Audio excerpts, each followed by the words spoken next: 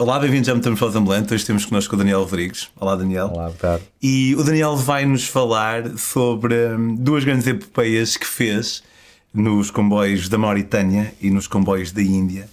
E vocês vão curtir, de certeza. Fiquem por aí.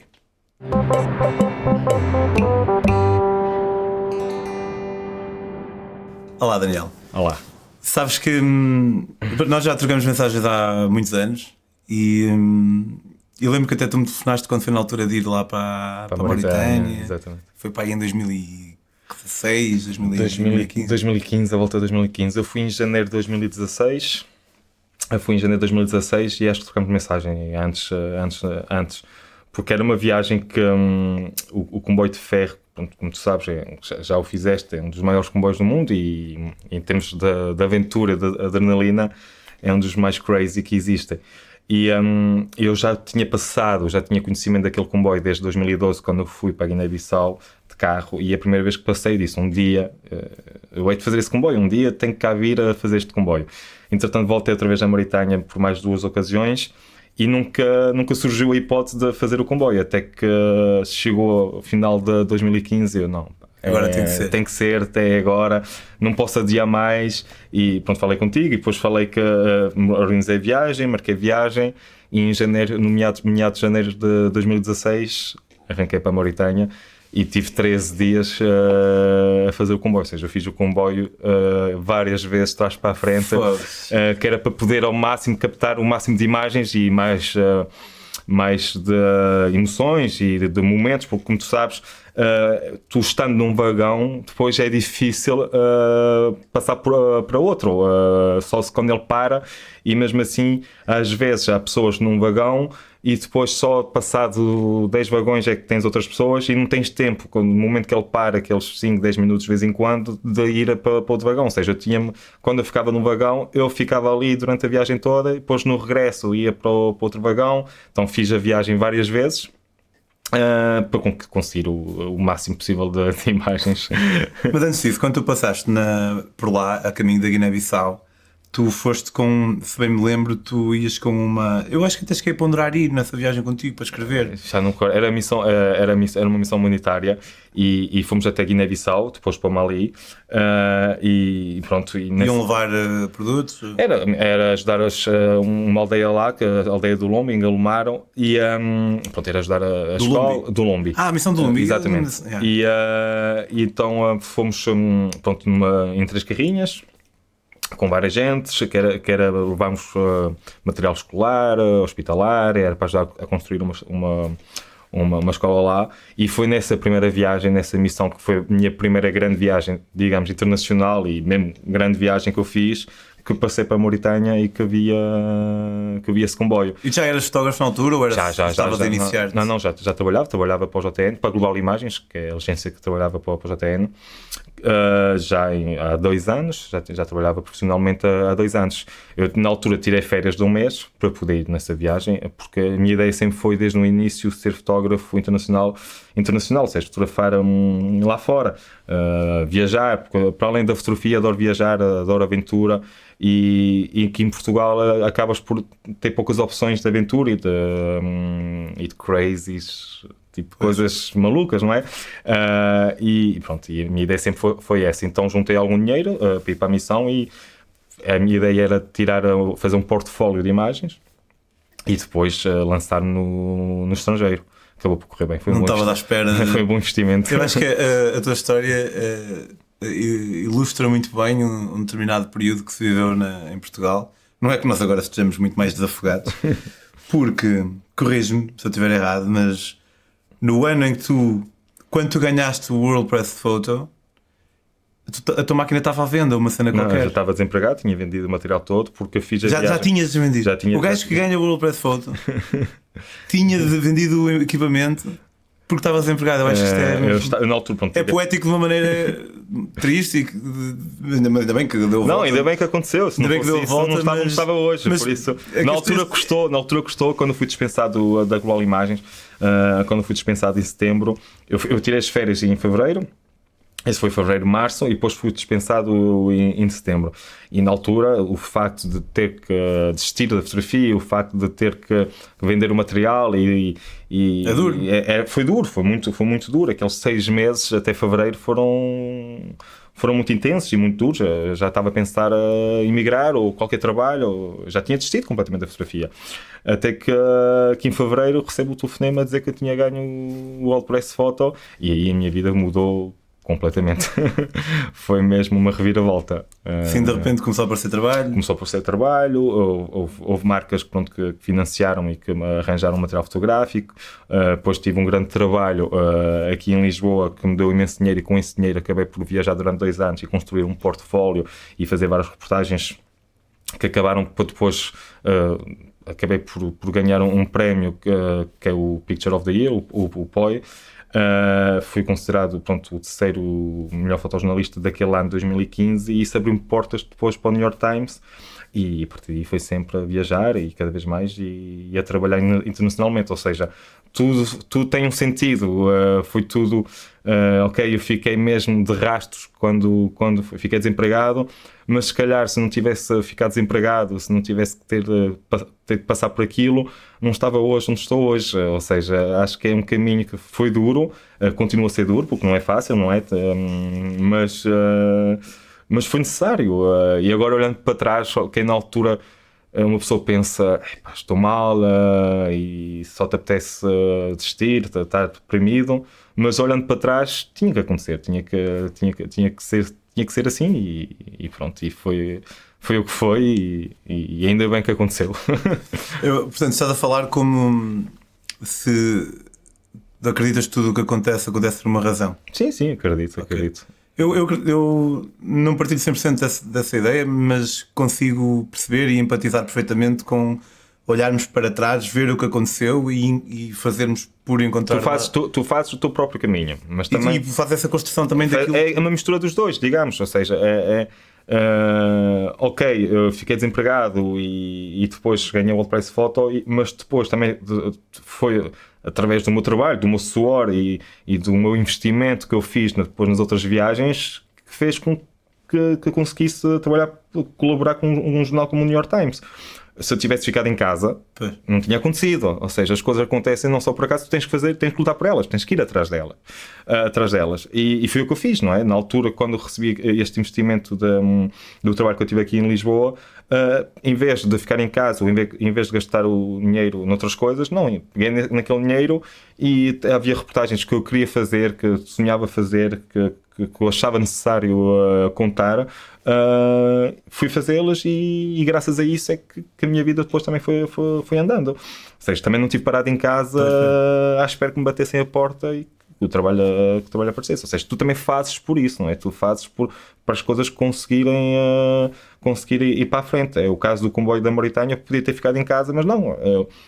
Decidi, Natal, é agora, reservei o bilhete, fui, mandei-me, e foi uma viagem incrível. Mas quando tu vais para um projeto como o comboio da Mauritânia, a tua ideia depois queres ter portfólio para, digamos, demonstrar a qualidade do teu trabalho, ou já pensas em vender aquelas fotos? Eu estou a perguntar porque eu sou muito ignorante nesta área. É sempre a pensar no lucro, é sempre a pensar para vender.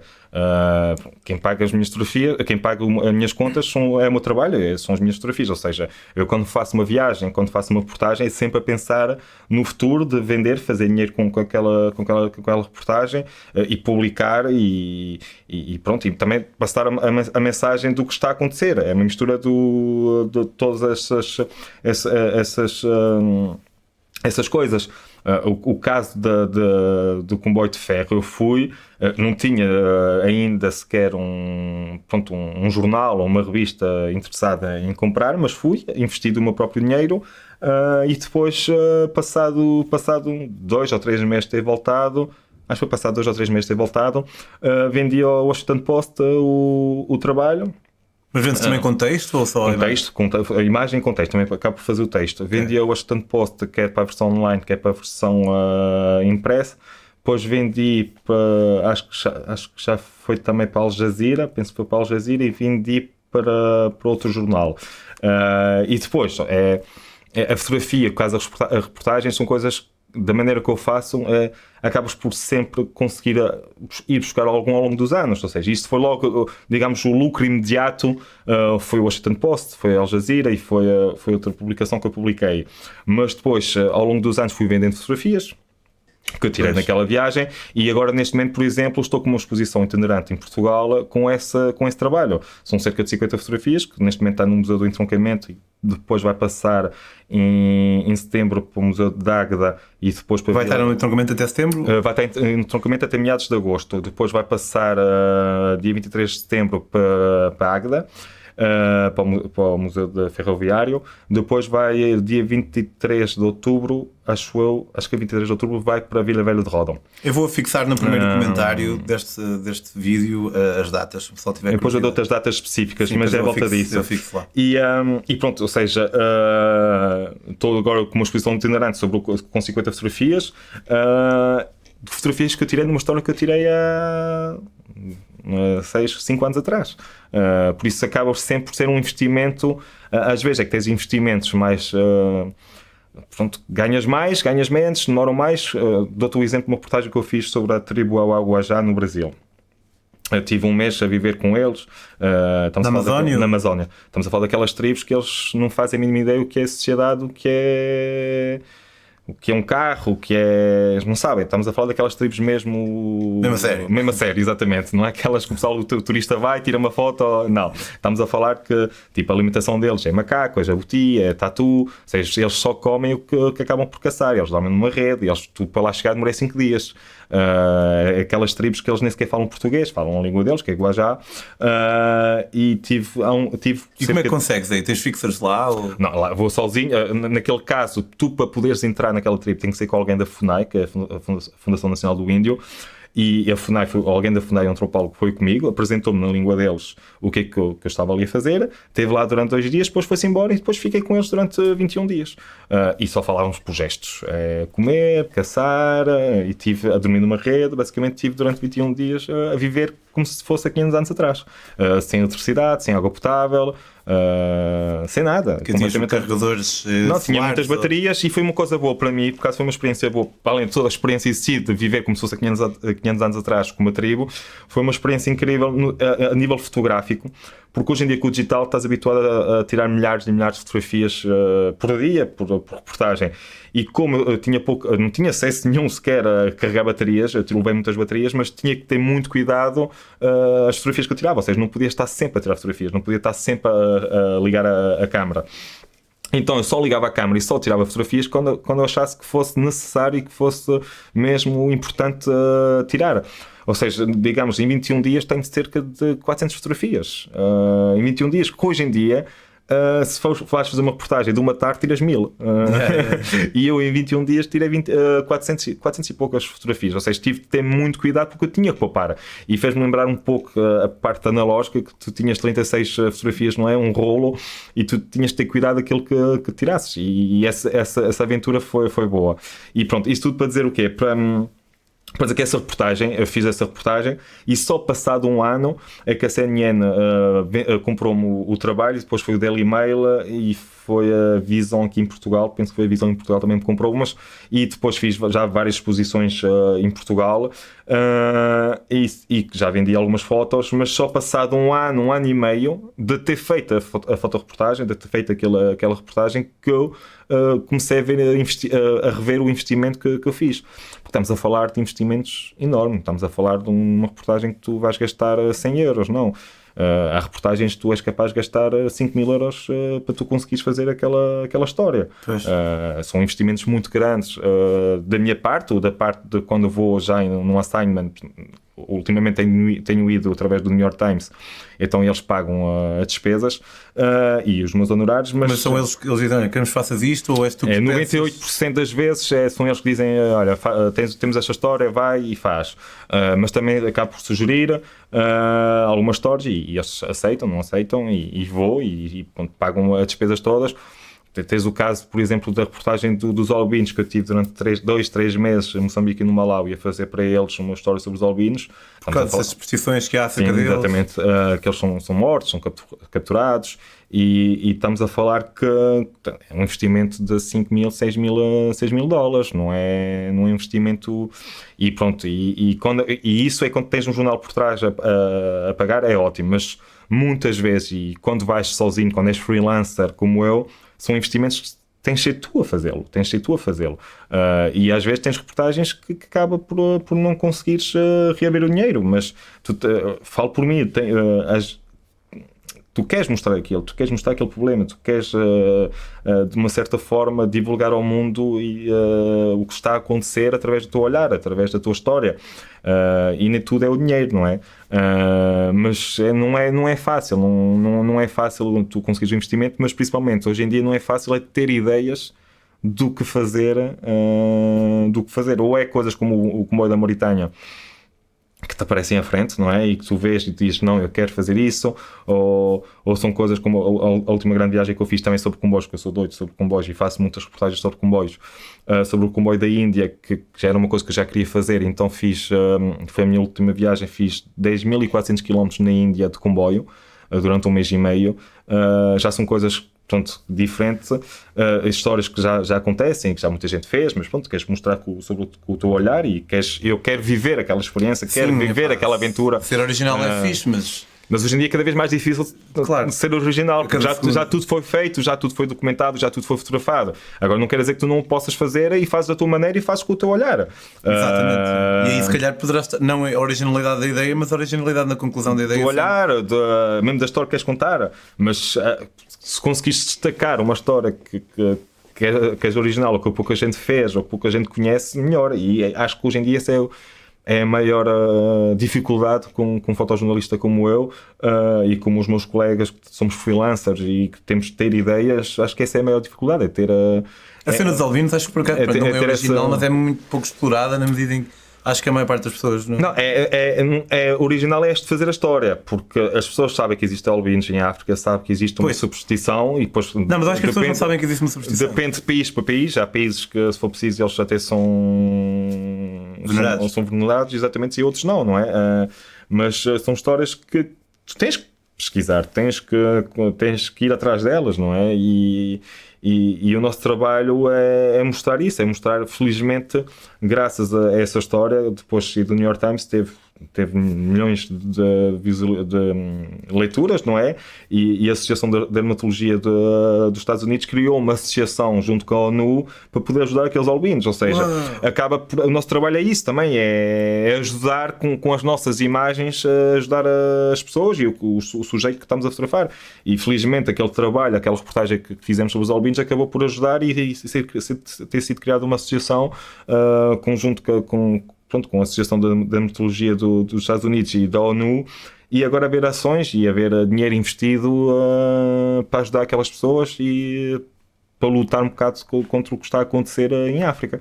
E acho que isso é importante no nosso trabalho, fazer isso. Ou seja, como é óbvio, queremos boas fotografias, queremos passear, queremos aventura. Não é passear, queremos aventura, queremos viajar. Temos que pagar as nossas contas, não é? Mas não esquecer que o assunto é importante e nós queremos divulgar esse problema. E pronto, depende das reportagens, depende das histórias que simplesmente é aventura, como o caso da Índia, ou como o caso... Tu fascina com comboios, qual é? Uma cena deste puto? Já, não sei, já há muitos anos que eu tenho fascínio por comboios, já fiz imensos, e é uma coisa que, não sei, adoro. Se me pedires queres ir de carro, queres ir de avião, queres ir de comboio, eu escolho de comboio. Recordo-me, foi em 2015 ou 2016, eu estava na Polónia, estava em reportagem para o jornal, estava na Polónia, tinha que ir para a Ucrânia, estava em Cracóvia, tinha que ir para Lviv. E na altura a minha editora, não sei o quê, tens que ir para a Ucrânia, vai de avião. E eu, não, mas tem um comboio, é 10 euros. Não, mas vai de avião, é fácil, são 2 horas, e a gente paga, não te preocupes. Não, mas eu quero ir de comboio. E tipo, ele é tolo, não é? A gente dá-lhe hipótese de ir de avião, confortável, não é? 2 horas de viagem. Não, quero passar 24 horas no comboio e viver essa experiência de comboio. E é a opção minha. E essa viagem ficasse bem engraçada, porque quando cheguei na fronteira da Ucrânia, já era de madrugada, e todos os documentos que eu tinha eram todos a fotografia era completamente diferente, não parecia eu. Ou seja, tu punhas 4 documentos à frente do polícia e o polícia... Não, isso não és tu. Tipo, nenhum deles, porque o meu passaporte tinha sido feito antes de eu apanhar malária, e quando eu apanhei malária perdi 10 quilos, ou seja, depois a fotografia que eu tinha no... Ou seja, a fotografia que eu tinha no passaporte foi antes da malária, eu estava com 10 quilos a menos, a fotografia do meu cartão de jornalista, eles aumentaram-me, ou seja, parecia que eu estava com 30 quilos a mais, a fotografia do cartão de cidadão tinha sido quando eu tinha 18 anos, ou seja, nenhuma das pessoas... um visto que eu tinha no passaporte, que era da Mauritânia, eu estava preto, puseram preto, não sei como, ou seja, todas as fotografias que eles tinham acesso eram completamente diferentes, e eles não estavam a acreditar que era eu, ou seja, houve aquela coisa na fronteira da Polónia com a Ucrânia, tipo... E tu devia ter ido de avião, pá. Não, que eu adoro isso, atenção, eu adoro isso. Eu, por terra, tu sabes, mais que ninguém em Portugal, tu já viajaste quilómetros e quilómetros por terra. Não diria mais que ninguém, mas já viajei alguns. Mas pronto, és uns que se calhar já viajou muito. E as fronteiras terrestres são aquela coisa que chateia-te, ficas enervado. Mas dá-te pica, não é? Dá-te aventura, e se calhar na altura ficas chateado, ficas revoltado, mas depois, passado um dia, quando olhas para trás, aconteceu aquilo, foi incrível, e isso é que dá também aquela adrenalina, aquela vontade de viajar, e por isso que o comboio tu tens essas coisas, e tens a hipótese de conhecer pessoas, falar com pessoas. No avião não, no avião entras, pões os fones, sentas-te, aterras, levantas, tiras os fones e vais, e não tens essa coisa de conversar com as pessoas. E tu lá no comboio da Mauritânia, isto para quem não sabe é um comboio que vem, a Marta das Leis já falou aqui deste comboio, vem do deserto cheio de ferro e matéria-prima, é tipo um pó de ferro, digamos, são 230 e tal carruagens, e depois descarrega e vai. Há quem diga que é o maior do mundo, depende um bocado de onde se lê, mas se não é o maior do mundo, é um dos maiores do mundo. E quando ele vai vazio é fácil, mas quando ele vem cheio de ferro é muito duro. É duro de qualquer maneira, depende. À noite é frio. Depende de qual altura do ano. Para mim, quando eu regressei, eu pensei: está feito, nunca mais faço isto. Fiz, estou contente de ter feito. Não voltavas a fazer? Se estiver lá, faço, né? Eu voltava, se pudesse, eu voltava e de propósito da Mauritânia para fazê-lo. Eu voltava. Mas você tens essa paixão que te puxa, que é a fotografia. Eu também posso escrever sobre aquilo, naturalmente, mas a cena da. Eu fiquei um bocado traumatizado com. É muito fixe, um gajo ficar todo preto na cara lá com... Isso é um dia, imagina 13. 13? Mas espera aí, tu fizeste isso 13 dias? Eu tive 13 dias, eu chegava no Adibu, ia para os Uaredes, ele chegava por volta... até o fim mesmo. Ia até ao fim, chegava por volta das 5, 6 da manhã, e depois ele saía à 1 da tarde, ou seja, eu saía do comboio, ia à vila só para comer qualquer coisinha, voltava, esperava pelo comboio, voltava para o Adibu, chegava no outro dia à 1, 2 da tarde, que demora cerca de 24, 25 horas. Chegava no Adibu, comia qualquer coisa, arrancava outra vez, sempre de trás para a frente, sempre assim, de trás para a frente, durante 13 dias. Tentavas falar com o pessoal, tirar fotos? Falar com o pessoal, e na altura para cá estava com um fixer comigo, porque embora eu fale francês e a língua oficial da Mauritânia é francês, a maior parte deles, os touaregs, não falam francês, ou seja, falam a língua deles e o dialeto deles. Então eu levei um fixer que acabou por servir de nada, porque ele passava a vida a dormir. Ele só queria dormir, mas para poder conhecer a história deles. E até que contavas muita gente que falava francês, ou minimamente francês, e conseguia. Mas a ideia é conseguir o máximo de histórias possível, e no comboio tu consegues isso. Na Índia se calhar era mais fácil, enquanto as mais pessoas falam inglês, suponho. Sim. Tu na Índia, qual é que foi o trajeto que fizeste? Eu da Índia comecei... em Cal, porque eu fui, mais uma vez, como sou do comboios, fui fazer uma reportagem para o jornal sobre um comboio hospital que existe na Índia, que é um comboio que foi transformado num hospital, tem bloco operatório e anda pela Índia, pelas aldeias mais remotas, que embora sejam remotas, há sempre uma linha férrea que passa lá. Estamos a falar que a Índia, em quase todo o lado, tens um comboio lá. E então esse comboio, que é o Lifetime Express, anda pela Índia, pelas aldeias remotas, e a fazer operações, quer as cataratas, quer aos joelhos, quer faz a detenção do cancro da mama, faz várias operações e várias consultas. E então voei para Calcutá para ir fazer a reportagem durante uma semana sobre esse comboio de hospital. Depois comecei no Calcutá, fui até à Sama, ou seja, perto, por baixo do Botão, do país Botão, não é? Botão. Pronto, comecei em Assama e fiz aí o trajeto, a jornada mais comprida que podes fazer na Índia, que é da Assama até lá abaixo, até a ponta da Índia. São cerca de 5 dias e meio, sempre no mesmo comboio. Depois fiz para cima até Mumbai, até Goa, Mumbai, Rajastão, fui para onde é que é o Wally? Wally? Sim, o Wally Festival. Não é pela Índia toda. Sim, mas tens aquela aldeia Vrindavan, que é mais conhecida. Pronto, então parei, porque era a altura do Wally Festival, então parei 5 dias para tirar fotografias ao Wally Festival. Esse aí, o pessoal está todo deve dar imagens incríveis, é verdade. E depois a Vrindavan foi, pronto, Delhi e Varanasi. E acabei em Varanasi. Faltou-me só o trajeto Varanasi-Calcutá para fazer, digamos, o ciclo completo. Faltou-me tipo 6 horas de viagem. Não, 12 horas de viagem. E a primeira etapa foi 5 dias e meio. Ias em que classe? Eu ia acabava por andar em todas, ou seja, eu era capaz de passar uma tarde toda na terceira, que é a segunda. Vou falar em termos clássicos que a gente conhece, ou seja, terceira classe, era capaz de passar uma manhã na segunda, na primeira, ou seja, a minha ideia era retratar tudo. Depois havia ali um comboio perto de Accra, que foi aqueles comboios que quando está cheio, as carruagens estão cheias, o pessoal começa a subir e aí no topo do comboio. Ou seja, depois houve comboios que eu fiz no topo, viajar no topo, que era, pronto, queria mostrar um pouco.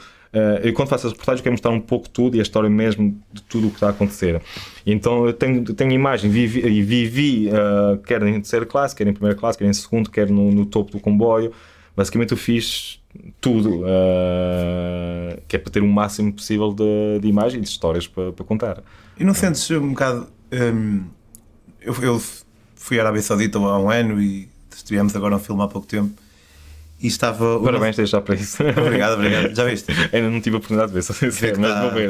Está bem mal. Não por mérito meu, mas por mérito do realizador, está muito fixe. E quando estávamos lá, eu lembro de pensar que eu não era capaz de fazer o que ele faz, porque... há sempre aquela cena de uma pessoa estar a ser um pouco intrusiva, mas ao mesmo tempo eu sei que dá para fazer isto de uma boa maneira. Mas como é que tu primeiro falas com o pessoal, tiras a foto? Qual é o teu tipo de política, de ética, de política? Não, eu não falo diretamente, ou seja, não falo primeiro tiro a foto, depois é que eu falo. Depois é uns truques, pronto, que vais aprendendo. Por falar primeiro e depois tirar as fotos que já fazem assim. Começam assim, pronto. E não, eu quero o máximo naturalidade.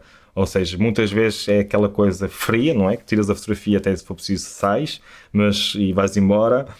Esse vídeo acaba por ser muito mais fácil. O que eu faço lá fora, se calhar não fazia em Portugal. O facto de haver essa barreira da linguagem e tu não falares a linguagem deles, acaba por ser fácil que tiras a fotografia, mesmo se eles começarem a mandar vir. Não entendes? E segues a tua vida para a frente. Mas quando tu vês que são personagens que vale a pena falar, vale a pena aprofundar a coisa, aí tiras a fotografia e depois tiras a fotografia, vais falar com ela e depois depende muito do tipo de reportagens. Há reportagens, o caso do comboio, que é mais coisas instantâneas que estão a acontecer no momento e tu aí tiras e falas ou tiras e vais a tua vida, ou se estás a fazer uma reportagem, por exemplo, o caso dos albinos que eu fiz, que eu preciso de intimidade com as pessoas, preciso passar tempo com as pessoas, ou seja, se for preciso passo 2-3 dias com a pessoa, ou uma tarde, e o caso, por exemplo, da tribo Awaguajá, os três primeiros dias nem sequer tirei fotografias, era simplesmente conhecê-los, eles habituarem-se à minha presença e depois aos poucos ir introduzindo a máquina, ir tirando, e depois já é uma coisa natural, ou seja, já não é aquela coisa do... Ou seja, e isso tu tens de ganhar confiança, tens de ganhar confiança com eles, tu queres conhecê-los, tu queres contar a história deles, mas é importante, que muitas vezes as pessoas não fazem isso, é contar a tua própria história. Ou seja, é importante tu contares a tua própria história, tu dar-te a conhecer, Porque tu tens ali uma conversa e eles fazem-te perguntas e tu fazes perguntas e eles adoram saber o que é que se passa na tua terra. Então, se começas a falar de Portugal, sem ser a Índia, que não liga muito ao futebol, mas tu dizes que és português, Cristiano Ronaldo, eles começam, e eu até costumo gozar que eu sou a dizer que sou o irmão do Cristiano Ronaldo, e ele, ei, não és nada, eu sou, não vejo, é tal e qual. E eles, então tens rico, e eu, não, ele não me dá dinheiro. Ele é ferreta, não me dá dinheiro, mas sou o irmão dele. Pá, e começas tipo, a quebrar o gelo e pronto, começas a ganhar confiança e começas a falar da tua vida e coisas pessoais mesmo, e quando eles sentem que não estás a ser intrusivo, estás a dar a conhecer, acaba por ser muito mais fácil depois no final tu conseguires captar aquelas emoções naturais deles. É como se não estivesse presente, tu estás presente e não estás omnipresente, e o trabalho, pelo menos na minha opinião, o trabalho do fotojornalista, quando está a fazer uma fotoreportagens, não estou a falar em termos de fotografia de travel, mesmo assim também deve ser, mas em termos mesmo de fotojornalismo puro e cru e de fotógrafo documental, que é o que eu sou, tu tens que conseguir transmitir as emoções e transmitir o problema e fotografar sem que se nota que as pessoas saibam que estás ali. Ou seja, tu tens que conseguir captar a emoção. É aquela coisa omnipresente, ou seja, estás lá, tu consegues provar que estás lá, mas parece que as pessoas não sabem que tu estás lá. É como se fosse uma mosca que está ali a tirar fotografias e depois isso, depois com a prática, que acabas por ganhar, não é? Mas eu, por exemplo, eu fotografo sempre com um grande angular. Para quem não percebe o que é uma grande angular, o campo de visão é muito grande e eu tenho que estar sempre muito, muito próximo das pessoas. Todas as minhas fotografias, eu diria se calhar 99% das minhas fotografias são feitas com 35mm, ou não antigamente 24mm, ou seja, uma coisa muito próxima. E eu tenho que estar próximo. E tu, para conseguires essa proximidade e conseguires tirar fotografias próximas e notares que há ali intimidade, que não há problema de estás ali, a pessoa está a agir naturalmente, isso ganhas com confiança. E tu tens que perder tempo com isso. Tu fazes uma viagem, sabes que marcas uma viagem de um mês, uma reportagem de um mês, é 20 dias a fotografar, 10 dias só para ganhar confiança. Porque tu não podes lá chegar e começar logo a fotografar. Isso são histórias documentais. Agora, quando são viagens de aventura, ao primeiro dia estás logo ali a fotografar e a viver. E as viagens é isso. É o facto de é uma coisa que eu adoro na minha vida, é que eu consigo juntar duas coisas que eu amo, que é viajar, aventura e fotografia. E se calhar, se não tivesse essas duas componentes juntas, se calhar não era feliz. Ou seja, eu preciso viajar para tirar fotografias, mas preciso fotografia também viajar. Ou seja, eu preciso dos dois, é uma combinação dos dois. Eu também sinto mesmo, mas em relação a escrever e à viagem. Olha, muito obrigado, espetacular. Obrigado pelo convite. Eu vou afixar, eu às vezes esqueço-me, portanto aí em casa lembrem-me de caso não tenha esquecido, mas eu vou afixar no primeiro comentário as datas aí da exposição do Daniel. Se quiserem seguir não só as suas outras aventuras como trabalhos passados, podem segui-lo no Instagram em Daniel Rodrigues. Não, Dani Rodrigues, foto com PH. Dani Rodrigues, foto com PH. Se quiserem seguir as minhas próprias aventuras, podem fazê-lo no Instagram em Pedro on the Road. Para apoiar a Metamorfose, começa com apenas 2€ por mês. É um projeto do qual vocês gostam muito, eu sei, portanto, está na altura. Subscrevam o canal, podem comprar os meus livros em daquili.com, são livros de viagens que eu gostei de fazer. E isto não vai ficar por aqui, nós vamos continuar a falar com o Daniel, mas não vai sair agora. Portanto, vão ter que aguentar aí. Vemo-nos para a semana e vamos para a próxima também, que eu não costumo ter os episódios um a seguir ao outro. Tá bem. Obrigado. Pois é.